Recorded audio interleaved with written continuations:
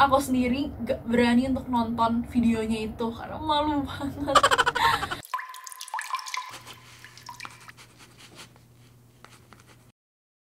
Hai guys, kembali lagi bersama aku Leonie di YouTube channelku. Oke guys, jadi video kali ini adalah video part 2 dari cerita perjalananku untuk menjadi seorang ketua OSIS. So, bagi kalian yang belum nonton video part 1-nya, ditonton dulu ya video part 1-nya. Oke, jadi di kaderisasi kelas 11 ini, aku melewati tahap yang sama seperti kaderisasi kelas 10, yaitu tahap pertama ada pengumpulan tugas, tahap kedua wawancara, tahap ketiga LDK, dan satu tahap tambahan lagi yaitu tahap pemilu bagi caketos. Di tahap pertama yang merupakan tahap pengumpulan tugas adalah tahap dimana kita harus mengerjakan dan mengumpulkan tugas-tugas yang diberikan oleh kakak OSIS kelas 12-nya. Menurut aku, tahap ini adalah tahap yang cukup berat bagi aku pribadi. Nah, waktu tugas-tugasnya diberikan pada saat kaderisasi kemarin, aku ngeliat nih, waduh, ada beberapa barang yang aku nggak punya di rumah. Contohnya adalah karton, yellow board, dan cat air. Karena aku kalau pulang sekolah udah nggak pernah dijemput lagi, jadinya aku nggak bisa pergi belanja di toko buku mall-mall gitu. Akhirnya aku mutusin buat pergi belanja di Gramedia Pasar Baru karena jaraknya cukup dekat dari Sanur, yaitu sekitar 15 menitan kalau jalan kaki. Nah, pas aku nyampe di sana, aku langsung beli barang-barang yang aku butuhin.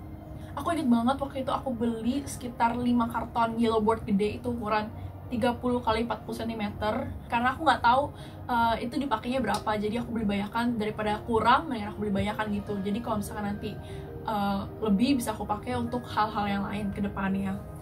Nah, di tengah-tengah belanja itu aku ketemu teman aku yang sama-sama daftar di Caketos juga, yaitu Lola.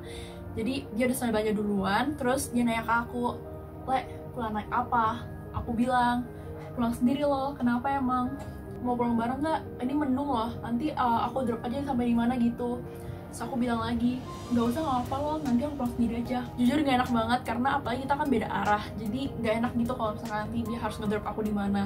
Jadi aku bilang ke dia, "Nggak apa, pulang sendiri aja, nanti aku bisa naik Gojek atau busway gitu."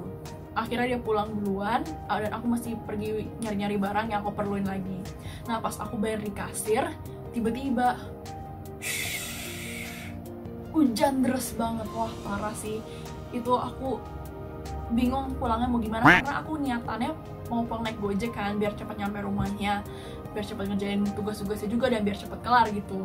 Tapi kalau hujan gini akhirnya gimana? Terus akhirnya ya udah deh, aku mutusin buat nyari gokar aja. Akhirnya aku mau nyari gokar dan tiba-tiba aku kaget banget karena aku lupa kalau misalkan baterai HP ku tinggal 3%. Aku lupa kemarin malam tuh aku lupa ngecas HP, jadi ya sekarang panik karena selama 10 menitan itu nggak ada satupun driver yang mau accept orderan aku. Jadinya tuh aku panik kalau misalkan ini HP ku keburu mati, aku nggak akan bisa pulang. Dan bener aja gitu kejadian, HP aku keburu mati dan aku belum sempet pesan gokarnya. Terus akhirnya aku coba nyusurin daerah Pasar Baru buat nyari bajai, karena di Pasar Baru kan lumayan banyak bajai tuh. Terus dapet nih satu bang bajai. Aku nanya, "Bang, mau kesini-sini harganya berapa ya bang?" 90 deh. Aku langsung shock banget dan aku langsung bilang ke abang bajainya, "Oh iya bang, makasih ya bang." Karena 90.000 itu adalah 9 kali lipatnya biaya transportasi buat aku pulang ke rumah. Biasa aku pulang ke rumah tuh sekitar 10.000 sampai 15.000-an, dan ini 90.000. Oh my god, tuh mahal banget. Jadinya aku mutusin buat neduh dulu di toko-toko Pasar Baru. Tapi pas lagi neduh juga aku diusir sama yang punya toko karena takutnya karton yang aku bawa itu bikin basah barang dagangan mereka. Jadi aku diusir. Akhirnya aku neduh ke Gramedia lagi. Terus aku tunggu hujannya waktu jam 5-an, hujan deras, dan sekarang udah jam 6:30 malam dan hujannya masih deras banget. Aku nggak tahu sih itu aku lagi apes atau gimana ya. Dan akhirnya ya udah deh, daripada aku nggak pulang, aku mutusin buat nanya ke tukang parkir, nanya ada ojek yang standby nggak di situ, jadi nggak perlu di order gitu. Dan untungnya ada dong. Pas aku nanya, "Berapa bang?" Dan dia cuma minta 20.000 doang. Selamat banget sih waktu itu. Akhirnya aku pulang hujan-hujanan. Aku berusaha banget melindungin kartonku. Aku nggak peduli aku basah kuyup, yang penting kartonku tuh selamat gitu. Lalu aku nyampe rumah tuh jam 7:15. Pas aku ngeliat kondisi karton aku, anggapannya ini ada karton 40 x 30 cm segini, basah semua. Aku udah wah, untung aku beli banyak kan. Kalau misalnya aku cuma beli 1 atau 2 doang, itu aku nggak akan bisa nyelesain tugas-tugas aku. Akhirnya aku mandi, aku makan, aku baru start kerjaan tugas-tugas itu jam 9 malam. Karena aku jadi tugasnya agak telat, jadi aku sampai pagi tuh, aku inget banget itu jam 1 pagi, aku merasa aku tuh lagi ngantuk banget. Mungkin karena efek hujan dan keramas, jadi ya kebawa ada rasa ngantuk gitu. Padahal aku udah minum kopi, tetap aja ngantuk. Akhirnya aku putusin buat tidur 15 menit dulu. Jadi aku udah set alarm 1.15 pagi aku bakal bangun, karena aku pengen ngisi tenaga. Apalagi nanti jam 6 pagi aku harus udah di sekolah buat LDK eksternal bareng Kanisius. Jadinya aku tidur di kursi nih, tidur begini. Terus tiba-tiba aku kebangun, aku merasa udah lebih fresh, udah lebih siap buat ngadepin tantangan yang baru gitu. Tapi pas aku ngeliat jam berapa, oh my god, itu udah di jam 5 pagi. Aku udah frustasi banget. Aku bingung kenapa alarm yang udah aku setting gak bunyi. Terus temen aku yang miss call aku juga, aku nggak denger itu dia miss call aku. Aku udah beneran frustasi banget. Aku belum nge-revisi proposal, aku belum nge-print, aku belum nge-chat, masih banyak yang lain lah pokoknya. Terus akhirnya aku langsung buru-buru nge-revisi proposal. Pas aku nge-revisi, tiba-tiba langsung air mata keluar deras banget. Aku jadi ngerjain tuh kayak ambil nangis. Aku bolak-balik buat nge-print, buat nge-chat. Terus tiba-tiba udah 5:30 pagi, aku nggak mandi. Terus aku udah panik banget, karena gimana ya, pengen ini udah kaderisasi yang terakhir dan nggak bisa ngelakuin yang maksimal gitu loh. Terus pas aku udah mau jalan buat ke sekolah, mamaku tenangin aku dulu. Jadi dia bilang jangan nangis, udah nggak apa-apa, yang penting kamu udah lakuin yang terbaik, kamu udah maksimal, dan ini emang udah beneran dari diri kamu buat lakuin tugas-tugas ini. Jadi anggap aja ini sebagai pelajaran buat kedepannya. Mungkin emang kamu nggak bisa di tahap pertama ini, coba kamu usahain, kamu bagusin lagi di tahap yang lain ya. Dari situ aku mulai tenang, aku mulai ke sekolah, cuman kayak sambil mikir ini gimana ya, karena aku ke sekolah kan naik angkutan umum juga, jadi nggak sempat ngerjain hal-hal yang lain. Kayak misalnya ngecat tuh bisa naik mobil kan bisa sambil ngecat kan, jadi kalau naik kendaraan umum, naik Gojek mana bisa ngecat gitu. Jadi nyampe sekolah, terus jam 6 aku nyampe tepat waktu, langsung aku buat berbaris, buat nyerahin tugas-tugasnya ke kakak kelasku. Terus pas aku nyerahin tugas, nggak tahu kenapa aku pengen nangis. Jadi pas aku nyerahin tugasnya, aku langsung nangis. Aku minta maaf ke mereka, kayak kak maaf banget aku nggak bisa nyelesain tugas-tugasnya, maaf banget aku ngecewain kalian. Aku tahu ini bukan usaha maksimal dari diri aku sendiri, cuman aku akan berusaha lebih baik ke depannya. Aku nangis, aku minta maaf ke dia. Terus mereka baik banget ternyata, mereka langsung meluk aku, mereka nenangin aku. Dan jadi aku langsung berusaha menghilangkan memori-memori yang kurang bagus itu, dan aku berusaha di LDK Kanisius nanti aku ingin berusaha lebih baik. Dan ternyata aku berhasil lolos sampai ke tahap 2, yaitu tahap wawancara. Untuk tahap wawancara ini sendiri aku udah pernah mengalaminya di kaderisasi kelas 10, sehingga sebelum hari wawancara itu aku udah mempersiapkan kira-kira pertanyaan apa sih yang akan diberikan kepada aku saat wawancara nanti. Jadi pada saat hari wawancara itu aku bisa menjawab pertanyaan-pertanyaan yang diberikan dengan baik, dan aku cukup puas untuk itu. Sampai aku ke tahap ketiga, yaitu tahap wawancara. Tahap ini aku merasa aku bisa berdinamika dengan baik dengan teman-teman kader OSIS tahun ini, dan aku merasa aku cukup puas dengan apa yang aku lakukan di LDK ini. Oke, dan tidak terasa aku sudah masuk ke tahap yang terakhir, yaitu tahap pemilu. Menurut aku tahap pemilu ini adalah tahap yang paling berat dari semua tahap, karena beneran menguras energi banget. Jadi sehabis LDK itu semua cakatos dikumpulin, di briefing buat mempersiapkan pemilu, misalkan kayak poster, mading, terus nanti ada pidato dan unjuk bakatnya.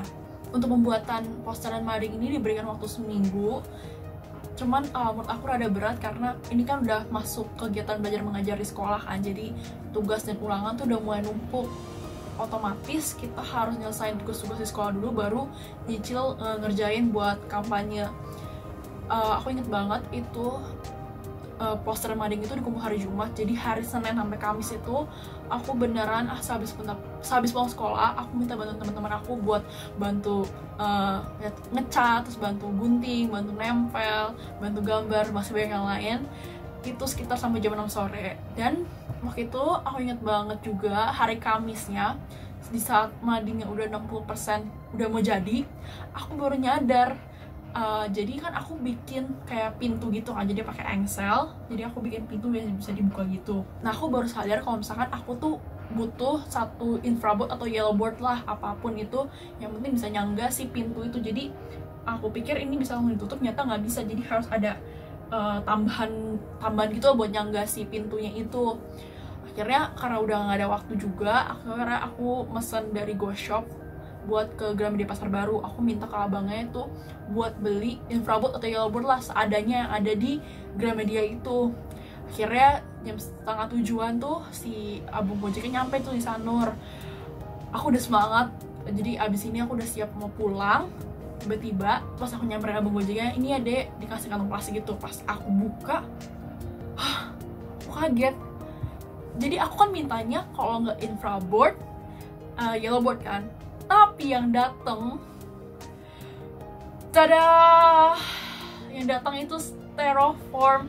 Langsung kayak, aduh mati aku, karena di sana tuh udah go green kan. Jadi tuh udah pemakaian styrofoam udah nggak boleh. Masa aku mau daftar jadi caketos tapi masih pakai styrofoam, gak ngikutin peraturan sekolah. Aku udah, ya ampun, kayak perjalanan buat jadi ketos aja tuh kayak panjang banget, ribet banget, kayak banyak banget halangannya gitu. Entah di tahap pertama tragedi Gramedia nggak bisa pulang, terus aku sekarang tragedi salah beli barang buat di Gojeknya. Aduh, udah beneran se-hopeless itu. Akhirnya aku pulang dari sekolah, aku mampir dulu ke toko-toko Indomaret karena ada beberapa toko tuh yang nggak punya kardus. Aku mutusin buat beli kardus karena aku udah nggak punya duit lagi buat beli infraboard atau yellow board lagi, karena harganya lumayan mahal gitu. Akhirnya aku mampir dan ketemu kardus. Aku baru nyampe rumah tuh sekitar jam setengah 8 malam. Terus baru mulai sekitar jam 9 malam. Aku beneran gak tidur buat ngesain portofolio dan mading itu. Aku gak tidur karena aku beneran pengen ngesain finishingnya itu dengan baik. Karena ini kan adalah kesempatan terakhir kan. Maksudnya kayak ini tugas terakhir nih. Jadi aku pengen memberikan segala yang terbaik buat tugas ini. Jadi aku beneran gak tidur semalaman. Aku udah minum kopi, untungnya di sekolah aku baik-baik aja dan gak ketiduran. Dan segala persiapan buat kampanye udah selesai. Masih ada satu tantangan lagi tapi di depan, yaitu pidato dan tunjuk bakat. Untuk pidato sebenarnya udah di-prepare sejak jauh-jauh hari, dan waktu itu sempat tampil juga waktu tahap kedua dan ketiga. Jadinya aku tinggal fokus buat mikirin buat unjuk bakatnya apa. Awal tuh aku mikir aku mau unjuk bakatnya itu nampilin video volley aja, tapi aku mikir-mikir lagi, kalau cuma nampilin video volley doang gak ada uniknya gitu loh. Jadi aku pengen membuat sebuah unjuk bakat yang unik, yang memorable buat aku sendiri dan teman-teman juga, yang berbeda dan bisa stand out dari cakatos-cakatos lain. Sebenarnya kayak sekarang gimana kalau misalkan nyanyi Oh Whole New World aja tapi versi dangdut gitu, jadi ntar pakai troli sebagai karpet terbangnya gitu. Cuman aku mikir, aduh lagu itu udah mainstream banget, jadi aku pengen cari sesuatu yang lebih baru lagi. Terus setelah aku bareng temen brainstorming, mereka ngasih ide gimana kalau misalkan nyanyi ini aja, lagu mashup gitu. Jadi kalau kalian pernah nonton itu yang ada Andre sama Sule di TV, mereka nyampur-nyampur lagu tapi berhubungan. Nah itu aku pakai itu akhirnya, cuman beda lagu. Aku waktu itu salah satu lagunya itu pakai lagunya Pamer Bojo Didi Kempot, karena waktu lagi sempet ngetrend banget. Jadi ya akhirnya pakai lagu itu. Jujur aku sendiri gak pernah dengerin lagu itu, cuman spesial buat unjuk bakat ini aku dengerin itu tiap hari. Satu lagi masalahnya itu adalah aku nggak mungkin nyiapin dance kan, apalagi aku nggak bisa ngedance. Jadi ya aku mikir, gimana kalau pakai sepatu roda aja, karena mumpung aku punya sepatu roda di rumah. Jadi waktu kecil tuh kelas 1 SD atau kelas 2 SD aku pernah beli sepatu roda itu, terus aku belajar. Jadi sekarang tuh amin masih bisa gitu. Pas aku latihan di rumah pakai sepatu roda masih bisa lancar. Tapi satu problemnya adalah ukuran sepatu rodanya udah kekecilan, karena emang belinya kan waktu kelas 1 SD masih ukuran kakinya masih 35, 36 gitu kalau nggak salah. Dan sekarang ukuran kaki aku udah 39. Jadi kalau misalkan pakai sepatu roda itu biar muat. Jadi misalkan alasnya tuh kayak gini, kaki tuh segini, jadi mau nggak mau kaki aku harus ngeringkep begini. Jujur pas awal makanya sakit banget, cuman aku akhirnya gas aja karena aku pikir ya nggak apa, cuman buat 3 menit ini. Hari pemilu pun datang itu kalau nggak salah tanggal 28 Januari kemarin. Aku tuh pas sampai sekolah aku langsung latihan di kelas gitu, aku masih punya videonya nih.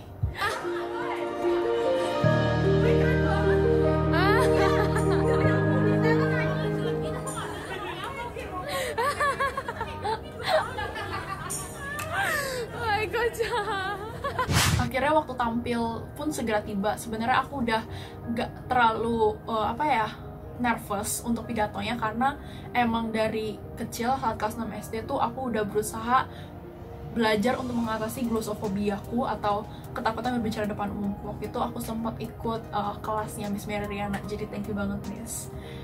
Nah, jadi aku tuh maju urutan keempat. Pas aku maju tuh aku masih bawa secari kertas karena aku takut lupa. Jadi setidaknya kalau misalkan nanti aku lupa, aku masih punya pegangan gitu loh, nggak terlalu blank banget. Walaupun akhirnya mubazir, karena beneran pas lagi pidato aku beneran nggak merasakan adanya tekanan, dan aku ngomong ya udah sesuai dengan flow yang ada, jadi sesuai dengan apa yang telah aku latih, dan mungkin ini adalah yang terbaik dari antara semuanya gitu. Begitu pula dengan unjuk bakatnya, yang dimana pada awalnya aku malu banget, aku nggak bisa berani berekspresi.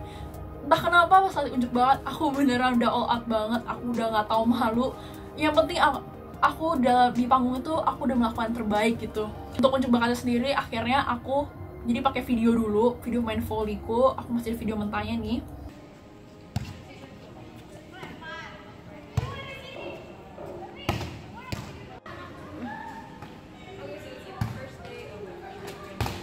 Nah, abis itu ada video lompat tinggi. Jadi beberapa hari sebelum pemilu itu, aku ada ambil nilai olahraga, materinya itu adalah lompat tinggi.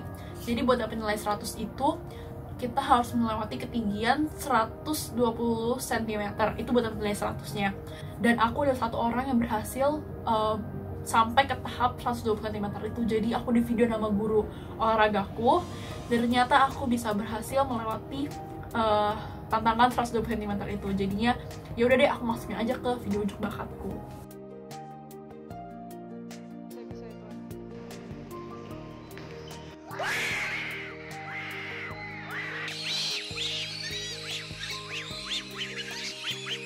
Dan ini aku juga ada foto pas aku lagi tampil. Aku nggak sempat nge-save videonya karena jujur aku sendiri gak berani untuk nonton videonya itu karena malu banget.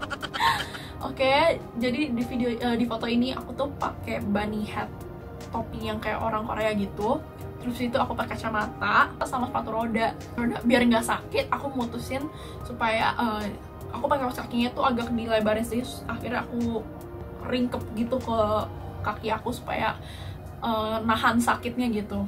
Dan jujur pas udah selesai itu aku puas banget, karena walaupun aku merasa itu sangat memalukan harga diri, cuman aku merasa itu aku udah melakukan segala yang terbaik, aku udah maksimal banget, dan puas banget lah. Aku dengar dari respon teman-teman aku juga, mereka bilang penampilan aku udah oke. Jadi akhirnya lega banget, segala proses rangkaian kaderisasi untuk jadi Cakatos itu udah selesai. Jadi aku pulang ke rumah, tinggal tidur, dan aku udah gak mau mikirin hasilnya besok, karena besok itu adalah pengumuman pelantikannya. Jadi aku udah gak mau mikirin apapun hasilnya, aku udah merasa itu adalah jalan terbaik bagi Tuhan. Dan pas pengumumannya aku udah expect ya, paling aku kalau nggak di seksi paling aku jadi bendahara inti gitu loh. Aku beneran gak mau berekspektasi tinggi kalau misalkan wah aku pasti ketua OSIS nih karena aku bagus gitu kemarin. Enggak, aku beneran gak berpikiran seperti itu. Aku serahin aja kepada Tuhan, karena pasti jalan Tuhan udah yang terbaik gitu. Terus pas dipanggil di seksi nama aku gak dipanggil, terus masuk ke inti bendahara aku juga nggak dipanggil, sekretaris juga nggak dipanggil, dan menyisakan slot untuk wakil ketua OSIS dan ketua OSIS. Dan itu otomatis antara aku dan teman aku yang ketemu di pasar baru itu, yaitu Lola. Kita dipanggil berdua maju ke depan, dan kita diumumin kalau misalkan aku menjadi ketua OSIS untuk periode 2020-2021. Beneran aku tuh apa ya, gak expect banget, kenapa jadi emo ya, kayak aku nggak percaya gitu loh kalau misalkan apa yang telah aku lakuin dari SMP, misalkan dari awal cuman sekedar mimpi, sekedar asal nyeplos, dan mimpi itu beneran terwujud. Hal itu membuktikan bahwa memang jalan Tuhan itu memang yang paling terbaik. Buat teman-teman di luar sana, aku ingin memberikan sebuah kesimpulan dari cerita pengalaman aku ini, dimana ketika kita ingin mencapai segala cita-cita atau mimpi atau segala sesuatu itu, mulailah semuanya itu dari mimpi. Walaupun kalian pikir mimpi kalian itu gak bisa dicapai dan sangat impossible, percayalah bahwa kata impossible itu memiliki arti bahwa I'm possible. Jadi kita tuh pasti bisa asalkan kita percaya sama diri kita sendiri. Lalu yang kedua adalah selalu mau mengambil kesempatan yang ada, karena kesempatan itu nggak pernah datang dua kali. Sama seperti saat aku ditawarin untuk menjadi ketua OSIS, aku ambil resiko untuk ambil kesempatan itu karena aku percaya kesempatan yang kedua tuh nggak akan datang gitu. Selain itu adalah selalu percaya pada suatu proses yang dihadapi, seperti aku alamin sendiri ketika aku mengambil resiko untuk menerima kesempatan untuk menjadi Cakatos. Di dalam proses menjadi Cakatos tersebut, aku mengalami banyak sekali tantangan. Misalnya aja seperti tragedi aku nggak bisa pulang di Pasar Baru, terus aku ketiduran, nggak nyelesain tugas-tugas dengan maksimal, tragedi salah beli barang di Gojek, sampai akhirnya aku bisa membuktikan kepada teman-teman dan semuanya kalau misalkan aku bisa memberikan yang terbaik, aku bisa all out dan memberikan yang maksimal dari dalam diri aku sendiri. Sebuah proses itu nggak ada yang mudah, tapi aku yakin bahwa kita semua pasti dapat melalui proses tersebut asalkan kita mau percaya, mau berjuang, dan pantang menyerah dalam menghadapi proses tersebut. Karena apa yang kita alamin, apa yang kita lalui adalah pembelajaran untuk kedepannya. Dan yang terakhir adalah selalu bersyukur dan menyerahkan diri kepada Tuhan, karena Tuhan telah merencanakan segala sesuatu yang terbaik untuk kita. Misalkan aku sendiri ketika aku SMP, aku kalah pemilu dan gak jadi ketua OSIS, ternyata itu adalah proses dimana aku dipersiapkan untuk belajar lebih banyak lagi untuk menjadi ketua OSIS di SMA. So, sekian dari video kali ini, semoga dapat menginspirasi kalian, dan jangan lupa untuk like, comment, dan subscribe channel ini, and see you in next video.